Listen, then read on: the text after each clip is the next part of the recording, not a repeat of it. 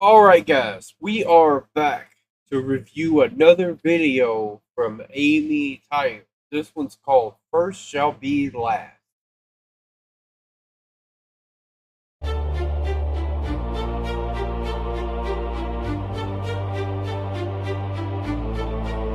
Oh, say, can you see the veil of deceit?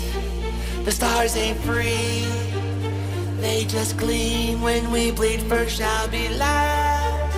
That's the cross in reverse. You know, the vibe and the atmosphere that this is creating, phenomenal. Okay, I absolutely love when music can tell a story just by the way it sounds, right? So we can already tell this is really heavy. Okay. So, oh, say, can you see the veil of deceit?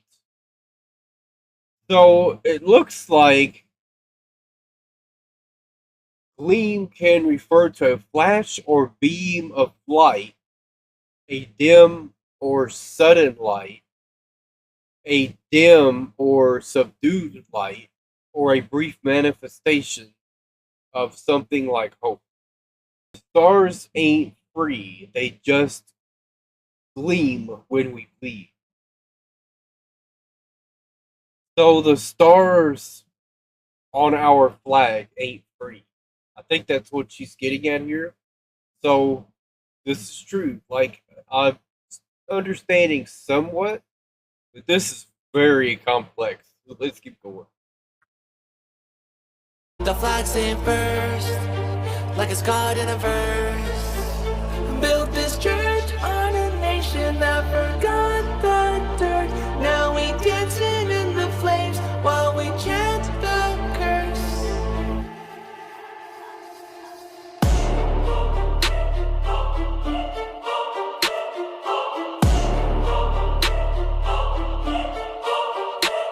Lady Liberty slipping, she's drunk off the lies. White wine in her hand, got a noose in disguise. From Ellis to Texas, we exile the hope while quoting the prophets like it's scriptures we wrote. They pledged to a cloud but denied the lamb. Put Christ in a cage with the border cam. They chant America first like it's holy ground, but the kingdom flips thrones and turns crowns upside down. Red stripes like stars on the...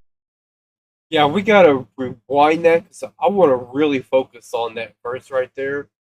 Put Christ in a cage with the border cam.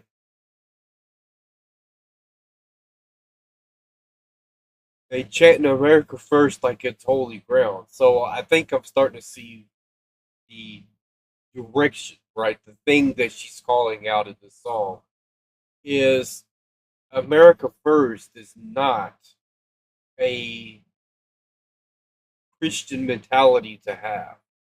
Okay. And to illustrate this, if we look at the Bible, if we look at Jesus' teaching, from my current understanding, Jesus didn't say people that are like from Israel or from this town or certain areas, like their needs need to come first and everyone else needs to fend for themselves. Okay. As far as I'm aware, that's not in there. That was not Jesus' teaching. And if that is in there, I'll be very surprised. So I think that's what she's getting at. Because the main thing that we get from the Bible, especially from Jesus, was when people need help, we're supposed to help them if we can. But the kingdom flips thrones and turns crowns upside down. So the people that are wearing crowns, the people that are in power, the people that are profiting off of other people's misery, okay, yeah, they're going to be the ones that are last. They're first here, but later on, they're not going to be in a cage with the border cam. They chant America first like it's holy ground, but the kingdom flips thrones and turns crowns upside down. Red stripes like stars on the backs they branded. Took black gold eagles a boat. Trippy surprise bed said peace with the missile and love with the land. That's the cross in reverse, but the flag's in burst, like it's God in a verse. Built this church on a nation that forgot the dirt. Now we dancing in the flames while we chant the curse.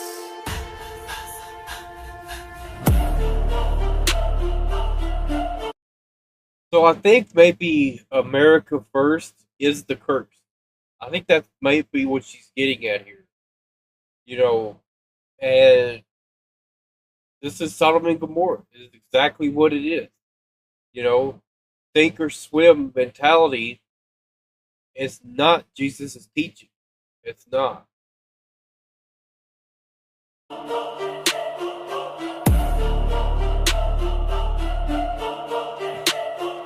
Land of the free, if you fit in the mold, where the rich write the laws and the pulpit's sold. They weaponize faith, beat the scripture a gun, but forget how the shepherd left the 99. Land of the free if you fit the mold. You know, I don't know what else I need to add to that line right there. You know what I'm saying? Like, it says it all. But let's see. Land of the free if you fit the mold. And I have to bring up the line about it's a big club, but you ain't in it. That's exactly what we're talking about here. You know? George Carlin, I think is what his name. I never paid much attention to George Carlin, but that was one of the things that I did listen to, right? And it made a lot of sense. Okay, it's a big club, but you ain't in it. So if you fit the mold, most people don't fit the mold, right? You know, you can have your freedom if you have, you know, some level of stability, right? You know, but once you don't have that stability, you have to turn to crime in order to survive. You're no longer free at that point. You don't fit that mold anymore to have your freedom, okay? Because the thing we have to keep in mind, once you start down that road, you are now caught up in the system, right? 'Cause eventually, you're probably going to get caught, and once you do, they're going to latch onto you, and they're going to keep pulling you further and further down, okay? Where the rich write the laws and the pulpit sold. They weaponize faith, make the scripture a gun, but forget how the shepherd left the 99. This is going back to Jesus, right? Jesus is the shepherd.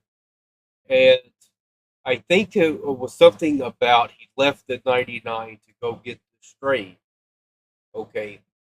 So, in other words, to put this into context, what I think she's getting at here is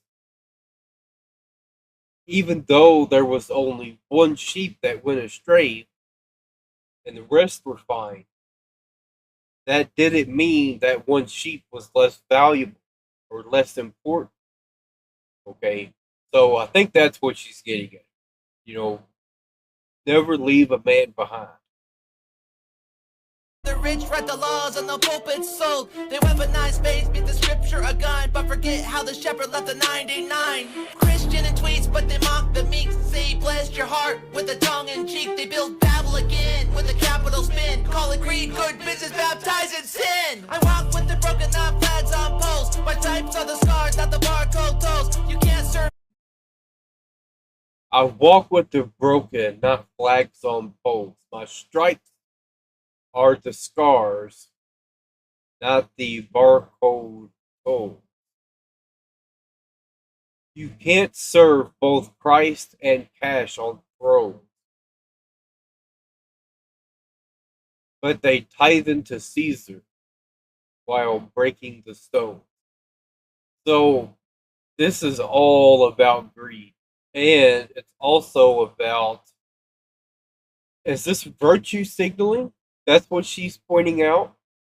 The flags on the poles, like the whole Black Lives Matter thing, and then the pride flags and everything else. So I think that's what she's getting at here. A lot of times when people do things like that, right? They got to have their flag to represent the things they support. And she's saying, like, you're not actually walking with the broken. You're not trying to, like, do anything to make a difference just by having those out there.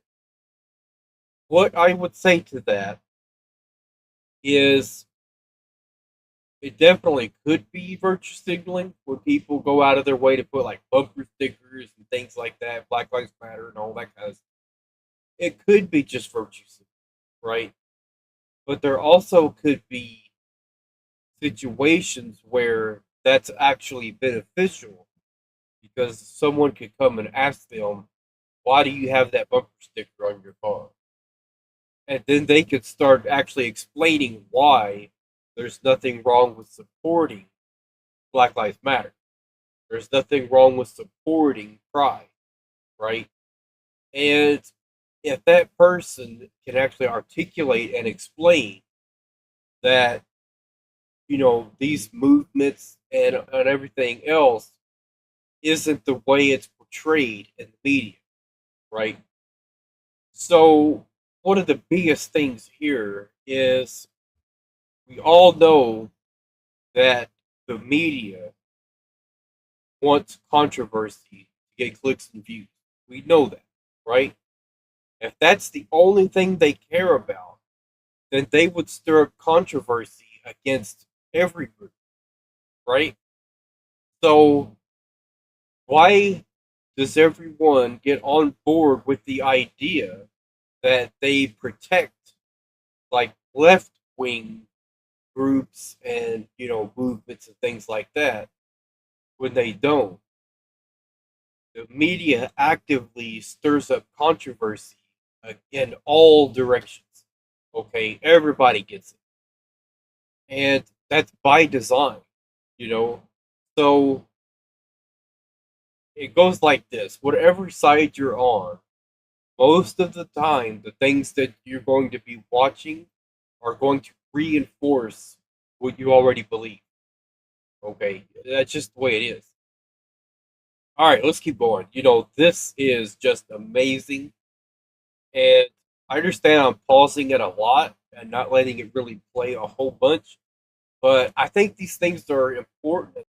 Both pressing cash on thrones, but they tithe in the season while breaking the stones. You wave the flag, but forget the tree. He bled outside your land of the free. The meek inherit, not the loud who boast. The kingdom's coming, it's coast to coast. The kingdom's coming, it's coast to coast. So that means everywhere. Okay. And you wave the flag, but forget the tree. Okay, so I took a few minutes to really process the line about the tree, and I think it goes back to the line about the dirt. Okay, so I think this is about understanding where we came from, the mistakes that were made, and the progress that was made. Okay, so I think that's what she's getting at here. You wave the flag, but forget the tree. So you've forgotten the struggle, you've forgotten the sacrifice, you've forgotten, all the things that had to happen in order to get us to this place now.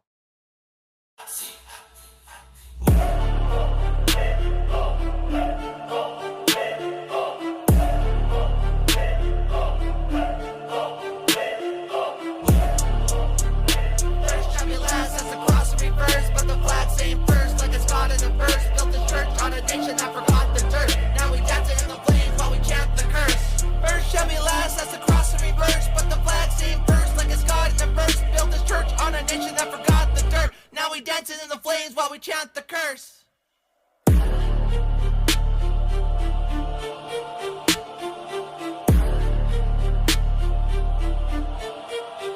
Oh, say, can you flee from the wrath we earned? Fireworks fall, but the truth still burns. Oh man, you know, the writing here is just phenomenal. Oh, say, can you flee from the wrath we earned?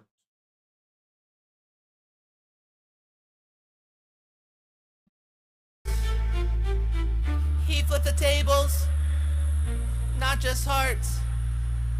So I play last place, like it's Mozart.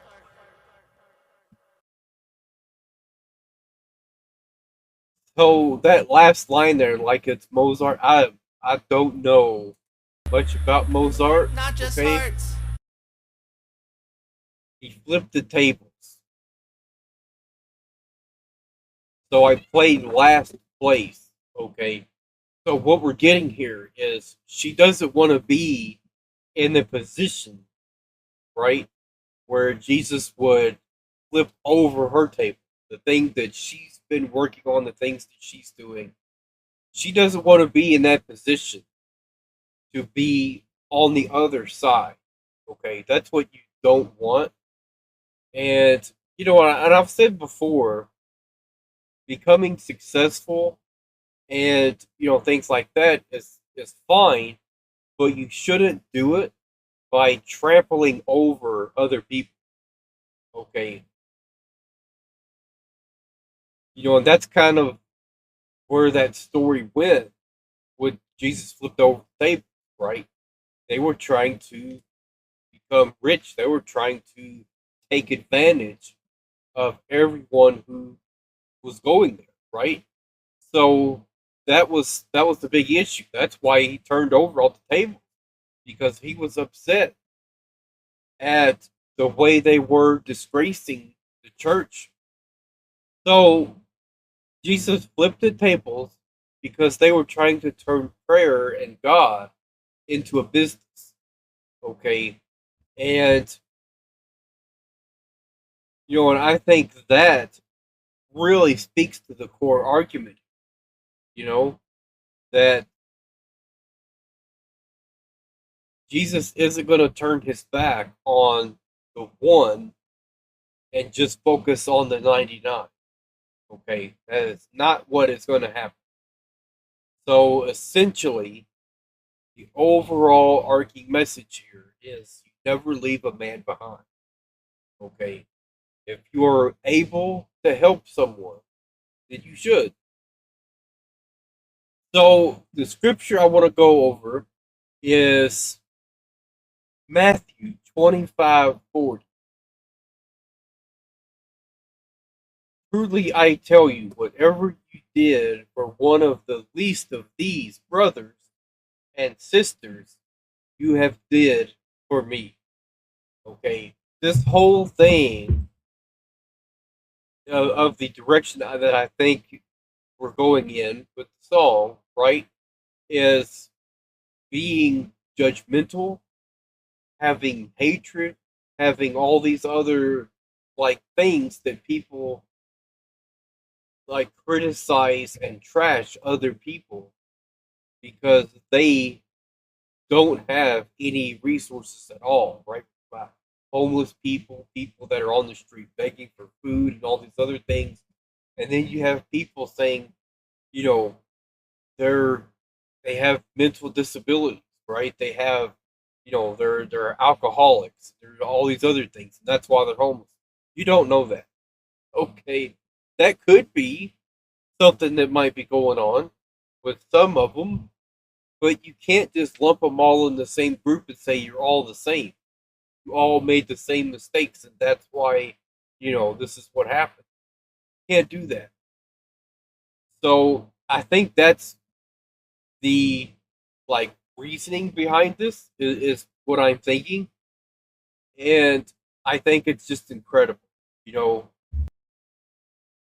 I can't even begin to explain like how amazing this whole video was, right? The sound, the atmosphere, the seriousness of it, the dread that it kind of builds and builds, and then you kind of see like there's a lot on here. Okay. And I think it really echoes the suffering and turmoil that a lot of people are going through. And, you know, we go back to that verse. If you're a Christian, if you believe in God and you believe in the Jesus' teachings and all these other things, then that's one of the things, that's right there is if you've done for the least of these brothers and sisters, then you've done for me. So you going out of your way to help anybody who needs help, you are, you know, in God's eyes, you are helping God. And I think that's something a lot more people need to start to process and understand. Because I think a large number of people are Christians that actually believe in God, right? Like that's most of the population. It doesn't make any sense how they can let people distort and use the scripture as a weapon to like mislead people and get them to start hating other people for their issues and things they have going on, and they're just looking at them and being judgmental. And it's like sometimes people just need help. Simple as that. Okay. So, all right. That's it for now, y'all.